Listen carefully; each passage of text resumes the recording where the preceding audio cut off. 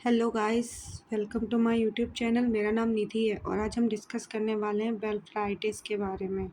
इसके अंदर हम कंप्लीट एक्सप्लेनेशन करेंगे ब्लेफराइटिस का। तो आइए वीडियो को शुरू करते हैं। सबसे पहले हम देखेंगे ब्लेफराइटिस की डेफिनीशन क्या होती है। यानी blepharitis is a common infection of eyelet margins.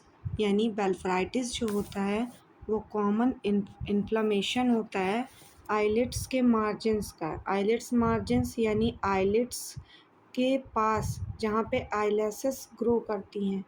ये आपकी एक आइज़ या बोथ आइज़ पे हो सकता है। नेक्स्ट हम देखेंगे इमेज। देखिए, जैसे ये आपकी आईलिड की मार्जिन हो गई जिसमें आपके एयर लैशेस या आई हेयर्स ग्रो किए हुए हैं।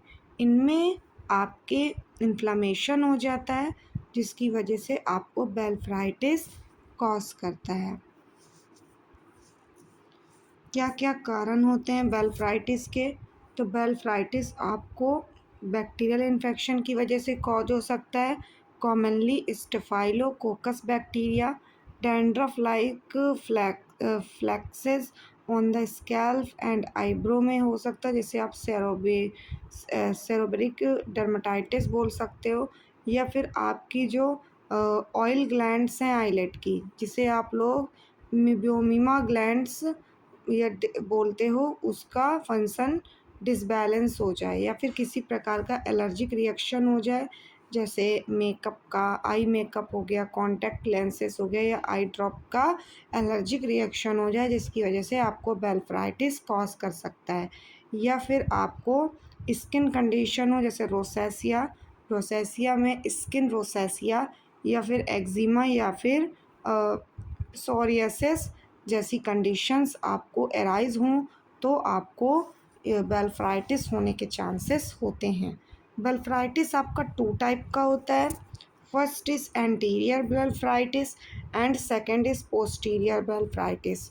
जब आपकी आईलिड के आउटर पार्ट में यानी फ्रंट ऑफ द आई में आपके इन्फ्लामेशन कॉज करता है और आपकी होल आई लैशेस को कवर करता है, ये इन्फेक्शन आपका एंटीरियर ब्लेफराइटिस कहलाता है। और जब आईलेट के अंदर इन्फ्लामेशन क्रिएट हो, कहाँ पर, मिबोमियन ग्लैंड्स पे, तो वो इन्फेक्शन आपका पोस्टीरियर ब्लेफराइटिस कहलाता है। क्या क्या सिम्टम्स देखने के लिए मिलते हैं ब्लेफराइटिस के पेशेंट की अंदर? तो सबसे पहले हमें बोथ आईलेट्स के, बोथ या फिर एक आँख या फिर दोनों आँख जिसमें आपको ब्लेफराइटिस कॉज हुआ है, उस आईलेट की मार्जिन पे आपको रेडनेस देखने के लिए मिलती है। आईलेट्स पे आपको स्वेलिंग देखने के लिए मिल सकती है। ईचिंग और बर्निंग सेंसेशन देखने के लिए मिल सकता है। Sticky eyelid specially in the monitoring. Foreign body sensation हो सकता है, या फिर क्रेस्टिंग और flakes as the basics of eyelids में शो हो सकता है। ड्राई आइज़ या वाटरी आइज़ की प्रॉब्लम हो सकती है और आपकी आइज़ लाइट के लिए हाईली सेंसिटिव हो सकती हैं। सीवियर कॉजेज़ में आपको आईलैशेस का लॉस भी हो सकता है या फिर मिसडायरेक्शन ऑफ आईलैशेस भी हो सकता है। आपके जो आईलेट्स के मार्जिन्स है वो थिक हो सकते हैं। आप किन किन चीज़ों से डायग्नोस कर सकते हो? तो बेटा, सबसे पहले हम ब्लेफराइटिस को डायग्नोस करने के लिए हम फिज़िकल एग्ज़ामिनेशन कराएंगे और प्रॉपर पेशेंट की हिस्ट्री कलेक्शन करेंगे।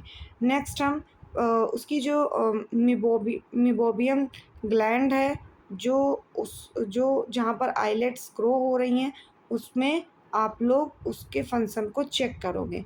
नेक्स्ट आप सम टाइम एनालिसिस सैंपल्स को लोगे और उसको चेकआउट कराओगे, जिसे आप डेमोडेक्स बोलते हो। क्लियर है? नेक्स्ट हम क्या क्या ट्रीटमेंट प्रोवाइड करेंगे ब्लेफराइटिस के पेशेंट को?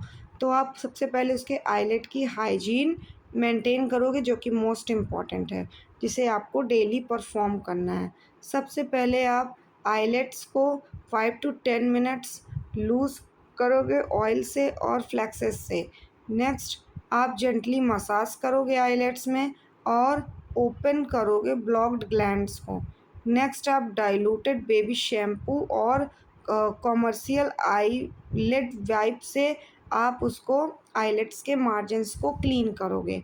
नेक्स्ट आप क्या क्या मेडिकेशंस प्रोवाइड कर सकते हो, तो आप एंटीबायोटिक ऑइंटमेंट्स प्रोवाइड कर सकते हो जैसे एरिथ्रोमाइसिन या फिर बैक्टीरियल इन्फेक्शन के लिए।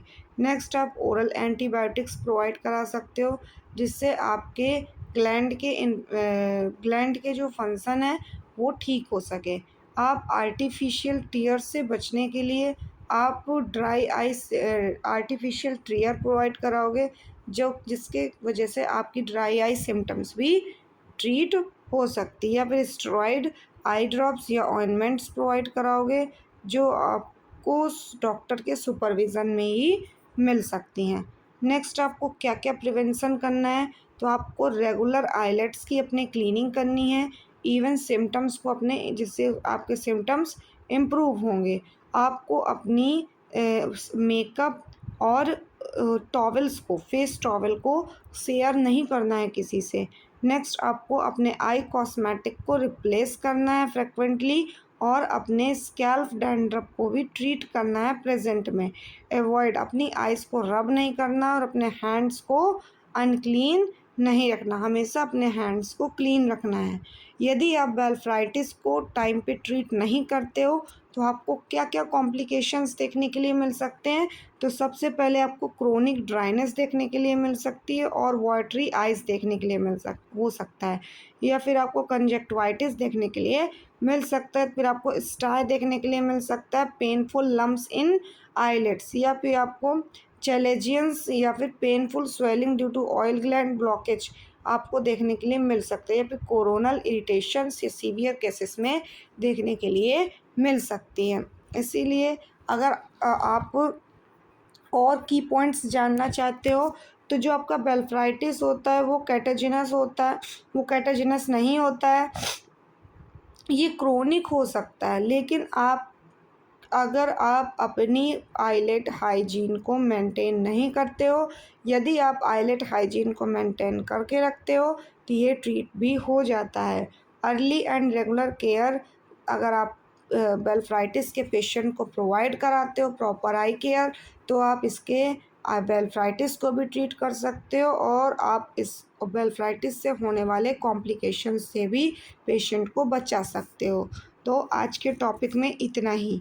यदि आपको वीडियो पसंद आया हो तो चैनल को लाइक करें, सब्सक्राइब करें एंड बेल आइकन को प्रेस करें। Thank you.